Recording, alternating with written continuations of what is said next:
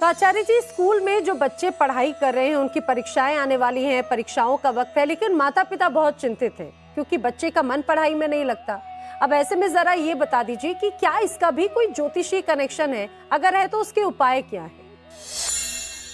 आजकल माता पिता अपने बच्चों के भविष्य एवं कैरियर के लिए इतने संवेदनशील हैं कि बच्चे की परीक्षा को अपनी परीक्षा मानकर चल रहे हैं। देखिए, बच्चों की परीक्षा को हम दो भाग में बांटकर यदि समझें तो बेहतर समझ सकते हैं जी। और दो भाग में जब आप बांटेंगे तो बिल्कुल सही और सटीक उपाय। कुंडली में अगर चंद्रमा चर या द्विस्वभाव राशि में बैठ जाए, जैसे कि जन्म के समय चंद्रमा मेष राशि में हो, कर्क में हो, तुला में हो, मकर राशि में हो, या द्विस्वभाव की राशियां मिथुन में, कन्या में, धनु या मीन राशि में हो, तो निश्चित रूप से ही आपका बालक जन्म से ही चंचल होगा।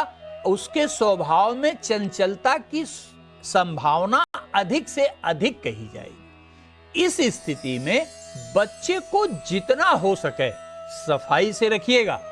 उसके कपड़े, ड्रेस, जूता, मोजा आदि पर विशेष ध्यान रखिए। किसी भी स्थिति में ये गंदा नहीं होना चाहिए। नियमित रूप से मखाने की खीर दिन में एक बार बच्चे को अवश्य खिलाइए। इससे मस्तिष्क तीक्ष्ण होगा।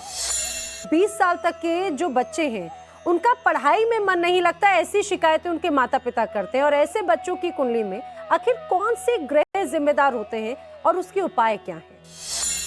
जब बच्चे 10 वर्ष की उम्र को पार करते हैं तो उनके ऊपर मंगल का भी गहरा प्रभाव पड़ने लगता है। मंगल के प्रभाव के कारण ही इस उम्र में बच्चे उछल कूद, लड़ाई झगड़ा, घर से बाहर रहना, इन सब कार्यों में विशेष रुचि लेने लगते हैं। 16 वर्ष के बाद बच्चे युवा काल की तरफ धीरे धीरे बढ़ने लगते हैं। इसलिए इस उम्र के हिसाब से ही उपाय का चयन करना चाहिए। यदि बच्चा 10 से 11 या 11 से 16 का हो तो मात्र चंद्रमा एवं मंगल का उपाय ही पर्याप्त होता है। लेकिन यदि बच्चा 16 वर्ष से अधिक हो, 20 वर्ष तक की अवस्था का हो, तो चंद्रमा, मंगल एवं बुध का जब तक आप संयुक्त उपाय नहीं करेंगे सुधार बिल्कुल नहीं होगा।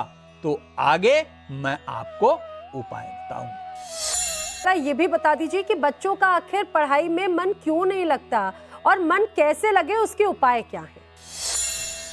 यदि आपका बच्चा 10 से 16 वर्ष की उम्र में है और उसका मन पढ़ाई में नहीं लग रहा है, तो आपके लिए जो उपाय बताने जा रहा हूं वह बड़ा ही लाभकारी सिद्ध होगा। प्रातः सूर्योदय के साथ अथवा अधिक से अधिक 6 बजे तक बच्चे को जगा दीजिए। नियमित रूप से नहाने की आदत डालिए और यह प्रयास करिए कि बच्चे के नहाने के बाद वह 1 या 2 मिनट के लिए माता पिता के साथ मंदिर में बैठ जाए। मंदिर में माता अपने इष्ट देव को तिलक लगाने के बाद बच्चे को भी तिलक लगा दे। माता के स्थान पर पिता भी यह कार्य कर सकते हैं। बच्चे के कमरे का रंग बिल्कुल गाढ़ा नहीं होना चाहिए। बच्चे के कमरे में दीवारों पर बहुत ही हल्के रंग का प्रयोग करिए। कोशिश करिए कि यदि सफेद रंग हो तो सर्वोत्तम है।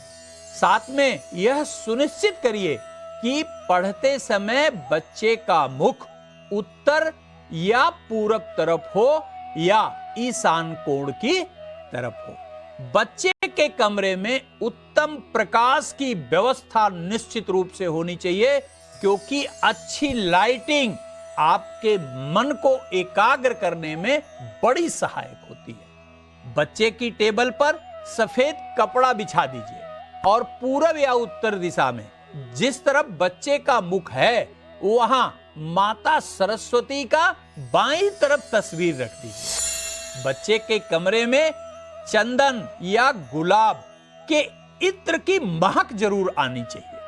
आप थोड़ा सा रुई लीजिए, चंदन या गुलाब के इत्र को बच्चे के हथेली पर और यहां जो है वो लगा दीजिए। ध्यान रखिएगा, बच्चे को परीक्षा के दिनों में पढ़ाते वक्त मारने पीटने से आपको बिल्कुल ही परहेज करना होगा। यदि उसकी तैयारी कुछ भी ना हो तो भी उसे मनोबल प्रदान करने का अवश्य प्रयास करिए। भावनात्मक रूप से आप जितना बच्चे से जुड़ेंगे, बच्चा उतना ही एकाग्र होकर पढ़ेगा। दबाव या दहशत में आती हुई चीज भी बच्चा नहीं कर पाएगा, इस बात का विशेष ध्यान रखिएगा।